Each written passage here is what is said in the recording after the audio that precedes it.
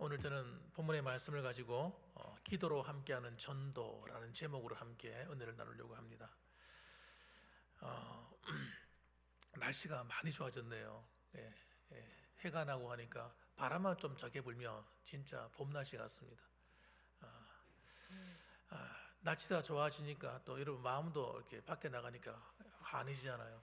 며칠 전에 비가 오고 났는데 비가 오기 전하고 비가 오고 난 이후에 그 산의 모습이 달라진 거예요. 산을 바라보니까 산이 이제 파릇파릇한 어떤 색감이 돋아나고 뭔가 좀 생동감이 생겨나는 그런 모습을 봅니다. 아무리 겨울이 긴 것 같아도 시간이 흐르고 나면 다시 봄이 오는 거죠. 아무리 여름이 더워서 아이고 이 여름 이 더위가 안 갈 것 같아도 시간이 되면 선선한 가을이 찾아옵니다. 시간을 속일 수가 없어요. 계절을 하나님이 만들어 놓으신 겁니다. 그래서 여러분 때로는 우리가 힘들고 고단한 세월도 있지만 그 힘들고 고단한 세월이 영원하지 않았습니다. 때로는 그런 어려움도 있지만 그 시절도 다 지나가는 겁니다. 하나님께서 우리에게 허락하신 그런 은혜의 날이 또 찾아오는 거죠. 그렇기 때문에 우리가 뭐 낙심하고 속상해 될 필요가 없을 것 같아요. 오늘 하나님을 바라보고 용기를 내고 힘을 내는 그런 주일이 되었으면 좋겠습니다. 자, 오늘 본문의 말씀을 보니까 하나님께서 우리에게 하시는 말씀 가운데 놀라운 이야기를 던져주고 있는데 제가 하루는 오늘 새벽인가요? 기도하러 나왔다가 기도하는 자리에 있다가 갑자기 주님이 말씀하신 강령이 생각이 난 거예요. 강령. 이 강령이라는 게 뭐냐 그러면 강령이 없는 데가 없어요. 여러분 보시면 정치해야 하는 정치 정당에도 강령이 있거든요. 강령이 있습니다. 그 강령은 안 바뀌는 거예요. 강령은 그 정당 또 어떤 모임이 있으면 그 강령이 있으면 강령, 그 모임의 강령은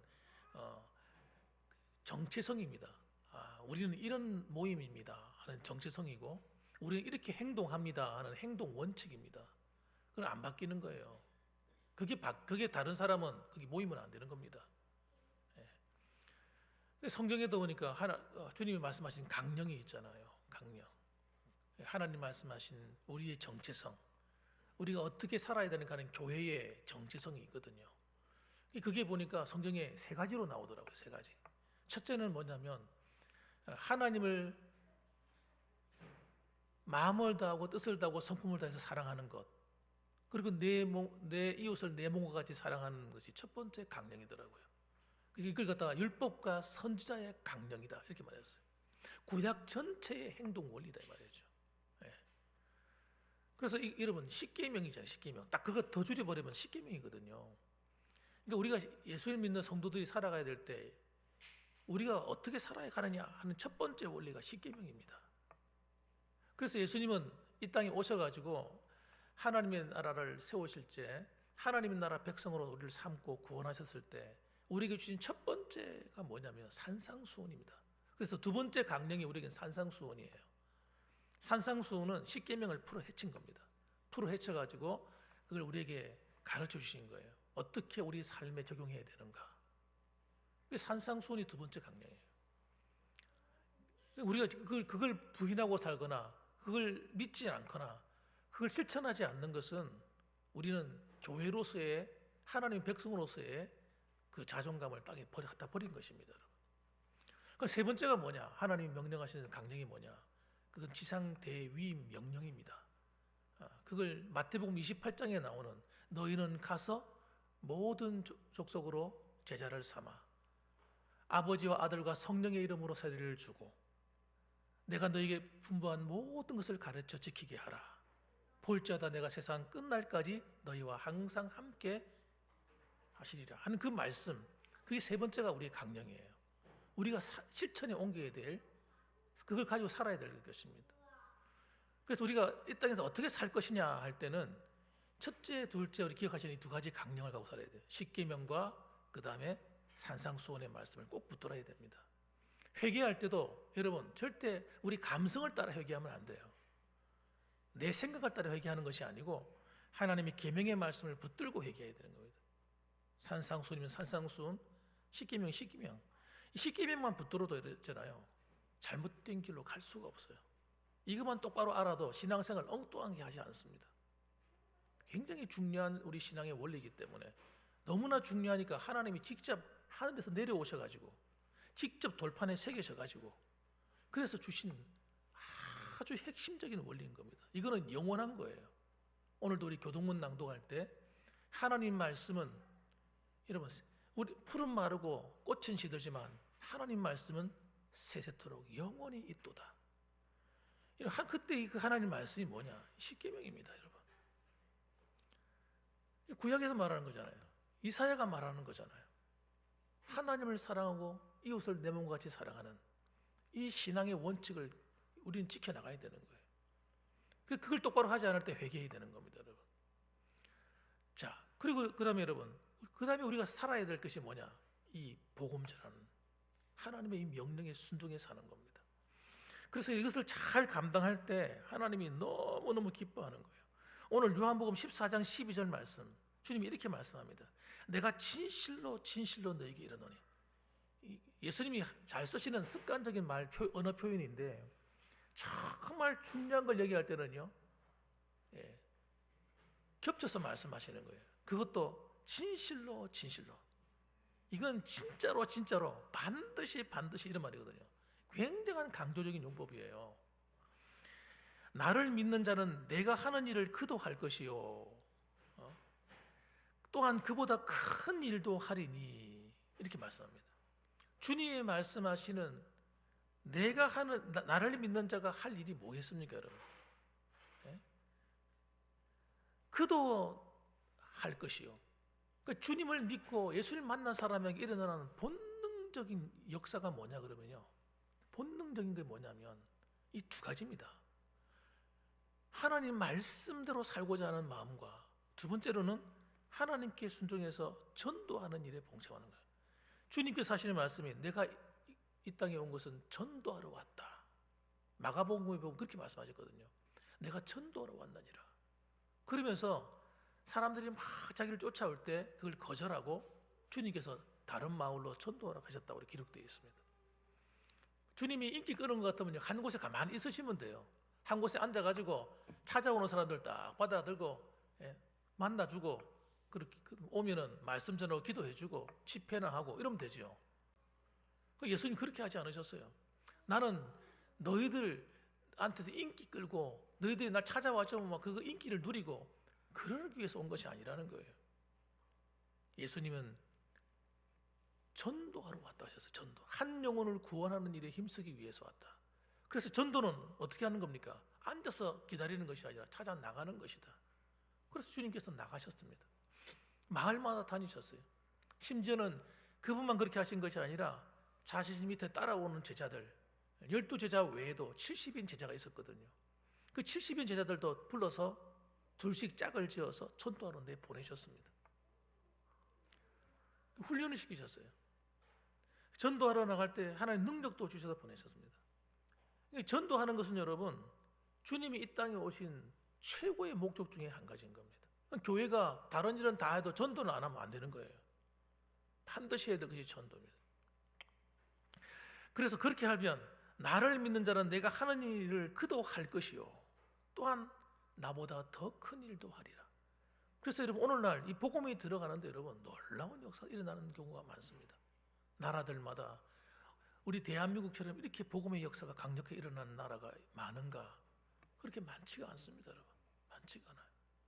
정말 우리 대한민국은 하나님의 복을 받은 나라인데 복을 받아도 어떻게 받았느냐? 어마어마하게 받은 나라입니다.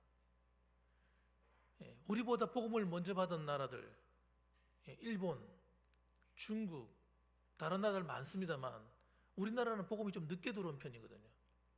그래도 여러분 하나님께서 이 나라를 축복하신 거예요.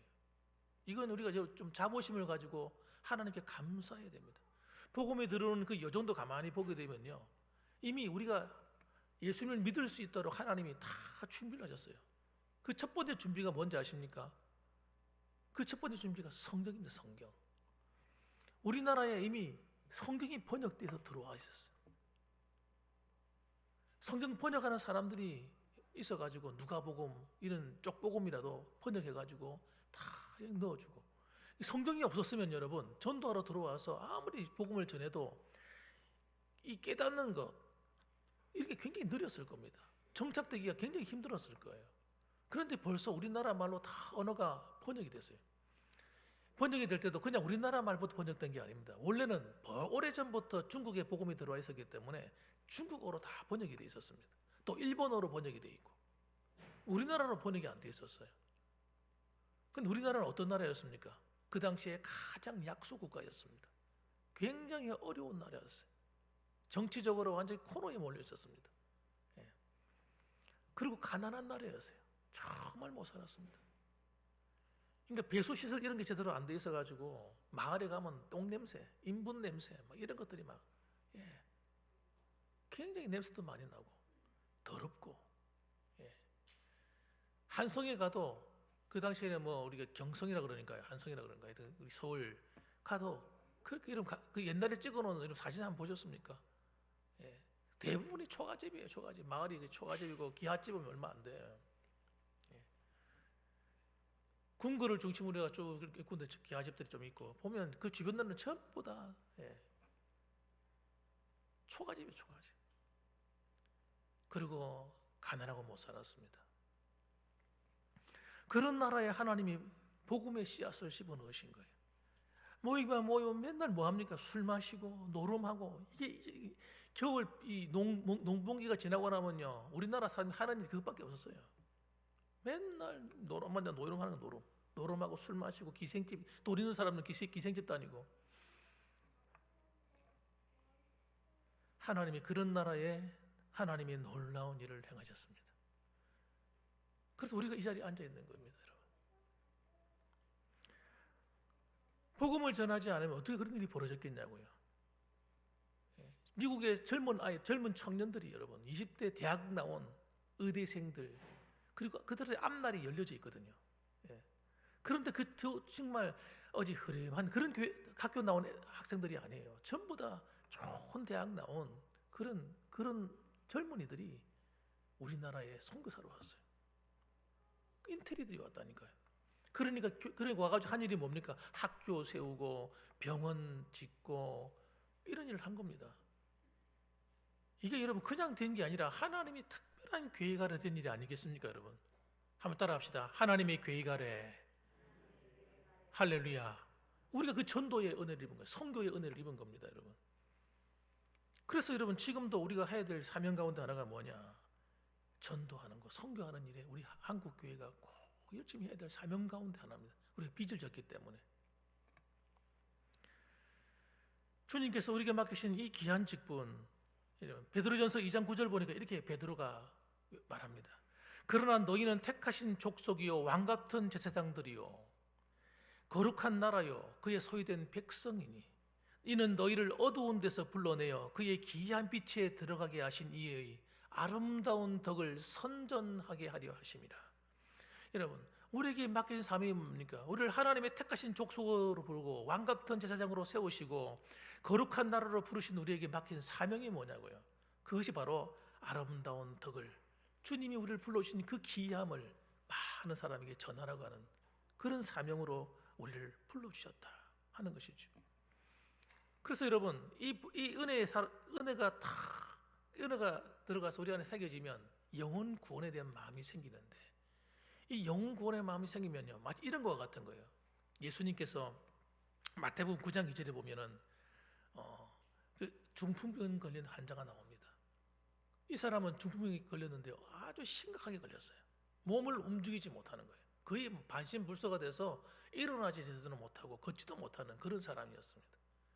이 사람을 낫게 하기 위해서 그 친구들이 와서 모였는데, 그 친구들이 와가지고요 와서 예수님 앞에 딱 오니까 벌써 군중들이 가득 모여가지고 집 안에 가득한 거예요. 그럼 웬만한 사람 같으면 어떻게 하겠습니까? 아유, 사람들이 너무 많고 이거 들어갈 수도 없고, 아유, 포기하자, 돌아가자, 그럴 거 아닙니까? 그런데 이 친구들이요, 이 자기 병든 이 친구를 낫게 하고 싶은 그 열망과 그 열정이 얼마나 대단하냐면요, 포기하지 않는 거예요. 여러분, 우리가 한 영혼을 구원하기 위해서 해도 안 되더라 포기하면 안 됩니다. 환경이 안 되고 뭐가 안 되고 뭐가 안 되고 뭐가 안 되니까 에이 말지 뭐. 포기하는 거는 여러분 그 영혼을 사랑하는 게 아닙니다. 지금까지 안 됐습니까? 지금 여러분 다시 도전하셔야 돼요. 그래서 이 내 친구가 어떻게 하는지 보세요. 매구는요 옥상으로 올라갑니다. 옥상으로 올라가면 집이 이 사각형으로 되어 있거든요. 이렇게 각으로 되어진 집이에요. 그 올라가서 위에 이제 옥상이 있는데 옥상에 올라 옥상을 뜯어내는 거예요. 얼마나 무례한 짓입니까, 여러분? 남의 집을. 그리고 이 평상을 이걸 들것을 이렇게 내리려고 그러면 뭐 코딱지만큼 파가 되겠습니까, 여러분? 한 사람이 쭉 누워서 내려갈 수 있을 만큼 크게 파야 되는 거잖아요.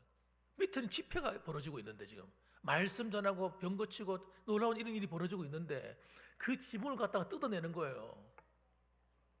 아마 이렇게 생각해서 저는 미쳤네 저것들. 아이고 저래가 되겠나 저런 무리하고 나쁜 사람들이 있을까. 성경에 그렇게 기록했다니 정상이잖아요. 이 사람들이 자기 욕심 때문에 남의 집을 파손했더라. 예수님이 분을 내셨더라. 뭐 이렇게 나와야 될 거 아니에요. 책망하셨더라. 이렇게 나와야 될 거 아니에요. 그런데 그런 내용이 하나도 없는 거예요. 주님께서 기뻐하시는 거예요. 그래서 여러분 그 사람을 달아내려서 병 고치려고 하는 그 믿음을 보시고 그 죽병전자를 고쳐줍니다. 그 믿음을 보여요.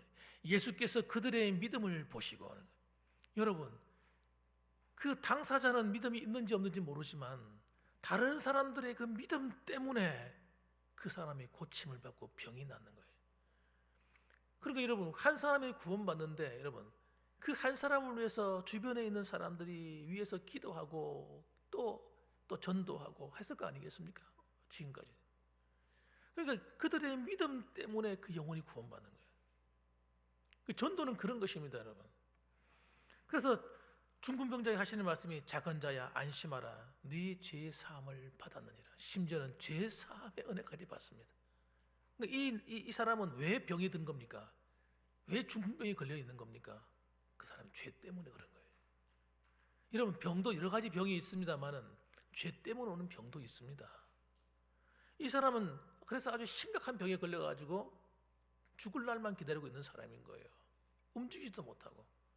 그런데 이 다른 친구들이 이 사람을 구원하기 위해서 나와서 그 병 고치기 위해서 애쓰는 그 믿음 때문에 이 사람도 고침을 받고 죄 사함도 받고 구원도 받은 겁니다.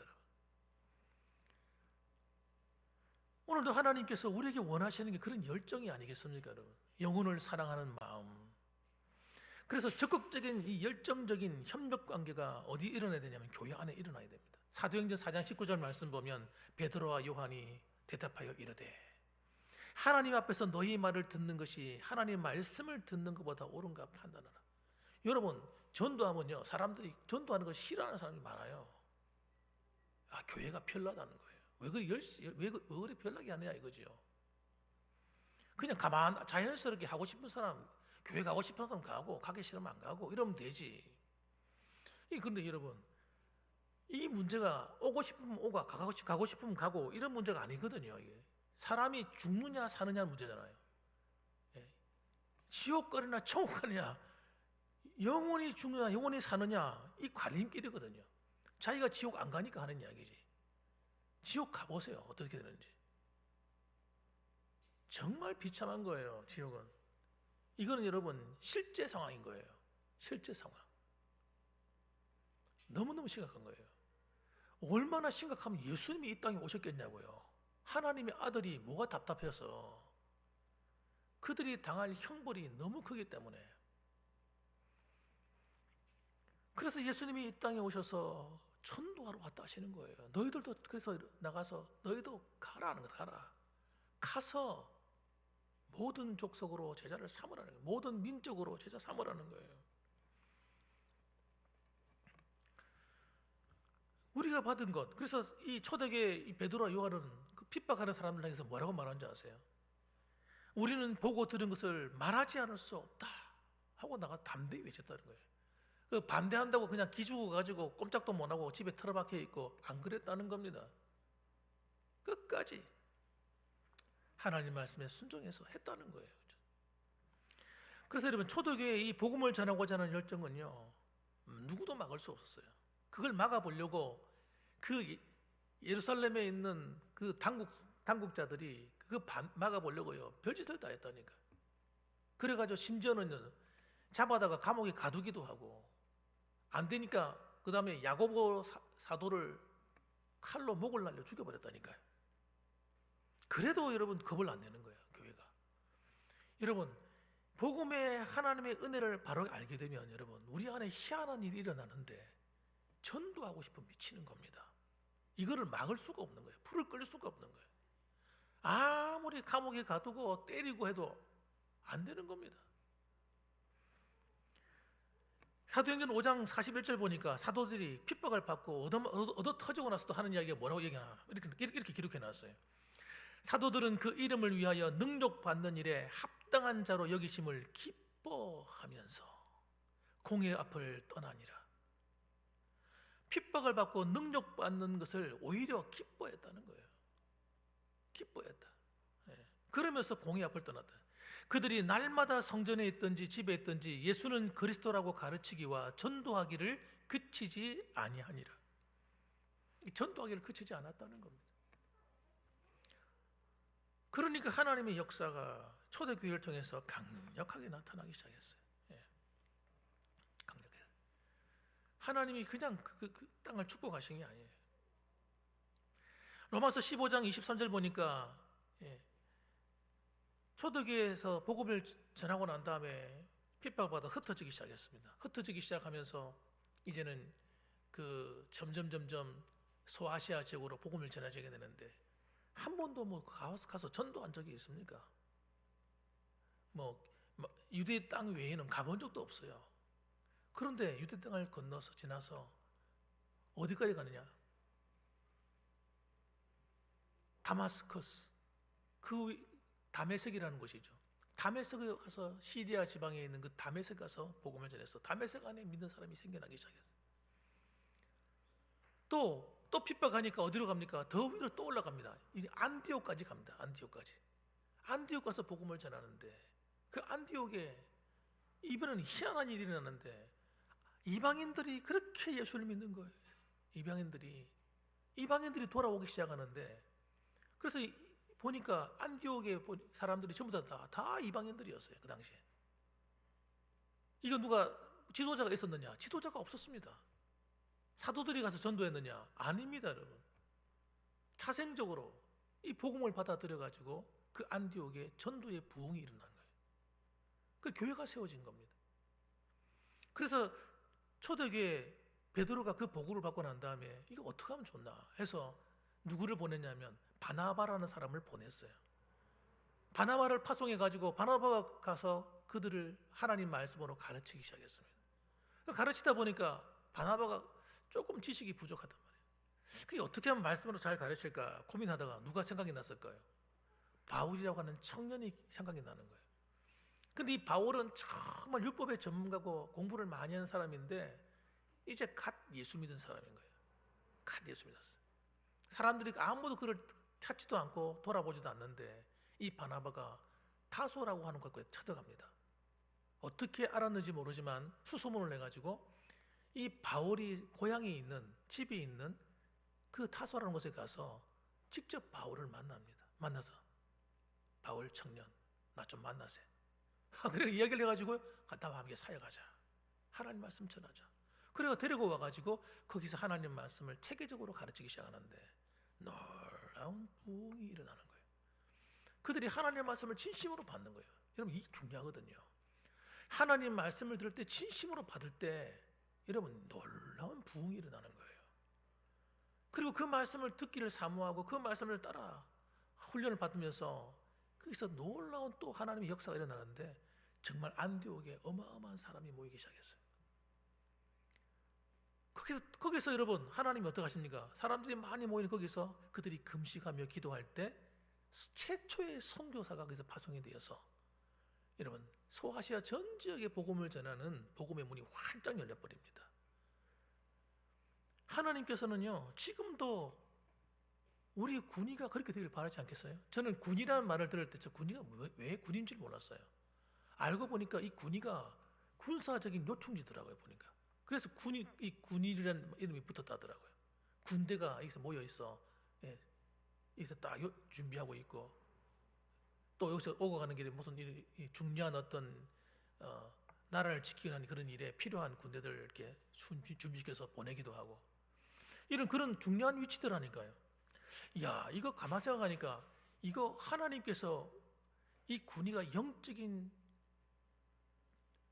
복음 전하는 귀한 일을 감당할 수 있는 그런 중요한 위치로 우리 군의를 세운 것이 아닌가, 그런 생각이 들더라니까요.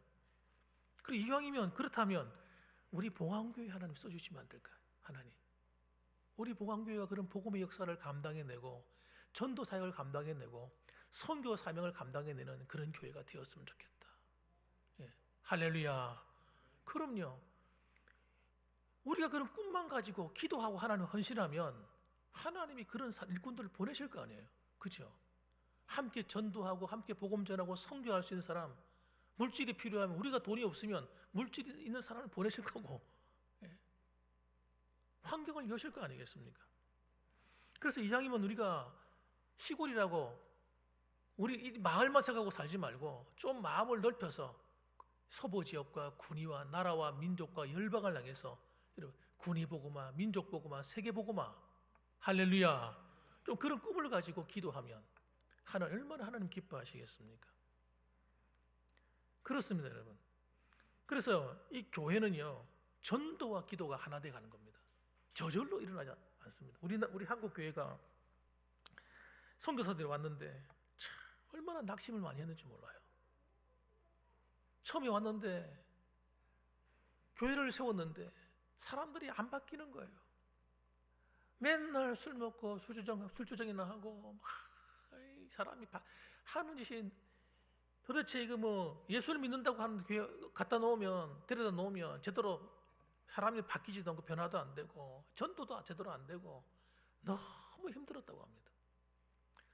그런데 그들이 선교사님 모여서 계속 기도를 했대요. 그래도 기도했다는 겁니다. 기도하는데 원산이 참 함경북도 있죠. 원산이 제가 그렇게 기억이 나는데 그 원산에 우리 대한민국의 첫 번째 부흥운동이 일어나기 시작했어요. 그 기도하는 집회를 통해서 일어난 겁니다. 그 다음에 어디냐? 그 다음에 평양의 장대현 교회. 여기서 두 번째로 큰 부흥운동이 일어났어요. 폭발적인 부흥이 일어났습니다. 그렇게 해도 바뀌지 않고 그렇게 해도 변화되지 않는 정말 캄캄한 어둠 같았던 그때에 하나님이 일하시기 시작한 거예요. 기도가 쌓이니까. 기도가 쌓여서 어느 날 폭발해버린 겁니다, 여러분. 네. 여러분이 지금까지 기도했는데 응답이 없었습니까? 응답이 없는 게 아닙니다, 여러분. 하나님이 여러분의 기도를 쌓고 준비하고 있는 거예요. 언제? 때가 되면 퍼뜨리시려고. 폭파. 이러면 폭탄처럼 팡! 할렐루야. 여러분의 가정에 하나님의 응답이 쏟아지기 시작하면요 놀랍게 역사하는 거예요. 우리 봉황교회를 위해서 이런 기도 쌓이면 때가 되면 폭발하는 겁니다. 그래서 누가 기도의 불쏘시개가 되어서 끝까지 기도하느냐 이거예요. 기도하더라도 낙심치 말고 마음의 소망의 불을 끄지 말고 끝까지 기도하는 거예요. 끝까지 기도해야 돼요.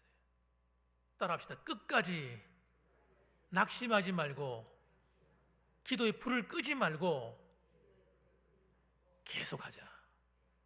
사람들이 왜 기도하다가 멈추냐면요, 기도하는데도 계속 악화되네, 더 안 되네, 더 몸이 더 아프네, 더 문제가 자꾸 생겨나네. 사람들이 거기에 다 꺾이는 거예요. 여러분, 영적인 세계는 여러분 믿음의 세계입니다. 믿음의 세계.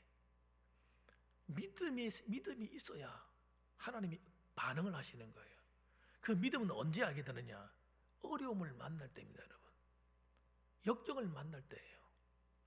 기도하는데도 문제가 해결되지 않고 기도하는데도 계속해서 더 어려워져. 여러분, 그게 내 믿음에 대한 연단입니다. 하나님 보시는 거예요. 여러분, 선교사님들이 낙심하지 않고 마음이 무너지고 힘들고 속상한데도 불구하고 끝까지 기도의 불을 놓지 않고 그 해에도 기도했답니다. 기도하는데 하나님이 그런 일들이 일어나게 하시더라는 거예요. 그게 선교사님들이 한 일이 아니에요. 하나님이 교회 안에 놀라운 일을 행하신 거예요, 그냥.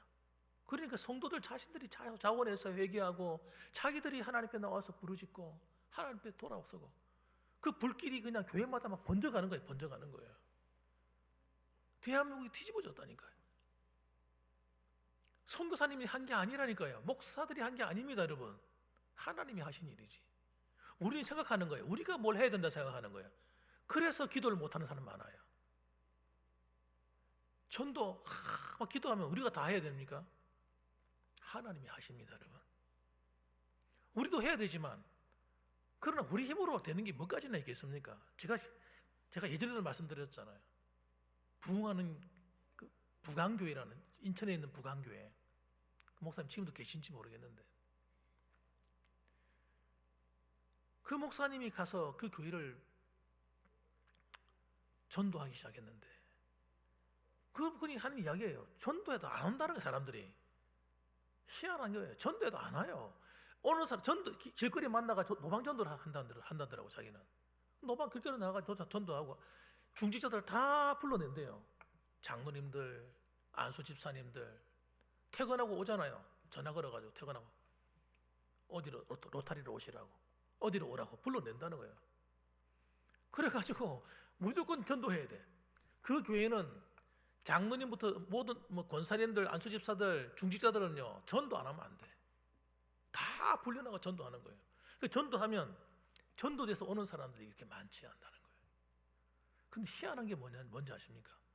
교회에 새로운 사람이 계속 몰려온다는 거예요. 그래서 2,000명이던 교회가 4,000명이 돼요. 그분이 오시고 난 다음에 배로 성장해버린 거예요. 우리 생각할 때 2,000명이니까 4,000명 만드는 게 쉽겠지 이렇게 생각하시죠? 안 그렇습니다, 여러분. 한 명 예수님 믿게 하기가 너무너무 힘듭니다. 하나님이 하신다니까요. 하나님께 순종해서 기도하고 전도하려는 마음을 먹어야 하나님이 사람을 보내는 거예요. 우리가 안 된다고 가만히 앉아 있으면요 아무런 일도 안 일어나는 겁니다. 기도부터 시작해요. 기도부터. 집에 앉으면 밥 먹다가도 하나님, 우리 봉안교회 하나님 새로운 영혼을 보내주시옵소서. 구원받을 영혼 보내주옵소서. 밥 먹다가도 기도하는 거예요. 교회 나오면 그거 가서 기도하고 또 내 생각나는 그 사람 그 영혼을 위해서 이름 불러가면서 기도하고. 여러분, 이 기도가 절대 무시 못합니다. 하나님이 일하신 출발이 거기서 시작되는 거예요. 그래서 성도의 합심 기도는요 영혼을 구원하는 천국의 열쇠와 같은 거예요. 마태복음 16장 18절 말씀 보면 또 내가 네게 이르노니 너는 베드로라 내가 이 반석 위에 내 교회를 세우리니 음부의 권세가 이기지 못하리라. 내가 천국 열쇠를 내게 주노니 네가 땅에서 무엇을 매면 하늘에서도 매일 것이요 네가 땅에서 무엇을 풀면 하늘에서도 풀리리라. 여러분, 하나님께서 우리의 믿음 안에서 우리 믿음을 통해 교회를 세우시고 이 교회는 우리가 믿음에 반드시 딱 서 있으면 음부의 권세가 이기지 못한다 이거예요. 음부의 권세가 어디 함부로 건드리러 왔다가 혼나는 거죠. 박살나는 거죠. 그런데 더 놀라운 것은 뭐냐면 우리에게 주신 열쇠가 천국 열쇠가 돼. 천국 열쇠. 이 천국 열쇠를 가지고 열쇠를 열고 닫고 하면 하늘에서 풀리고 매인다는 거예요. 이게 뭡니까? 기도예요. 기도. 우리가 기도할 때 하늘에서 풀고 매는 겁니다. 하늘에서 일한다는 거예요. 기도로 풀어야 됩니다. 기도로 전도의 문을 열어놔야 돼요. 기도로 해서 복음의 문을 열어놔야 됩니다. 기도로서 영혼을 붙들어 매야 됩니다. 한 영혼 한 영혼 붙들어서 오도록 만들어야 돼요. 그래서 따라합시다. 포기하지 말고. 중요한 거예요. 절대 포기하지 마십시오. 한 영혼에 대한 믿음을 포기하지 마십시오. 구원의 문이 열리는 것을 끝까지 바라보시고, 여러분 도대체 안 믿을 것 같은 그 친구들 주변에 있지 않아요? 솔직히 말해서 있어요, 없어요? 있죠. 내가 아무리 말해도 안 오는 그 영혼, 안 올 거라고 포기하지 마시고 여러분 전도할 수 있기를 주님의 이름으로 축원합니다. 기도하십시오. 기도하고 전도하십시오. 그래서 이번 3월 마지막 주에 전도할 때 여러분 그들을 또 초청하십시오. 작년에 오고 또 안 왔는데 또 초청하십시오. 그들의 마음의 문이 열릴 때까지, 하나님의 성령이 역사할 때까지 계속 도전하는 겁니다. 포기하고 가만히 있으면 안 됩니다. 그래서 여러분 기도 없이는요, 그 영혼을 붙들고 있는 이 불신앙의 세력, 사탄의 권세가 깨어지질 않습니다.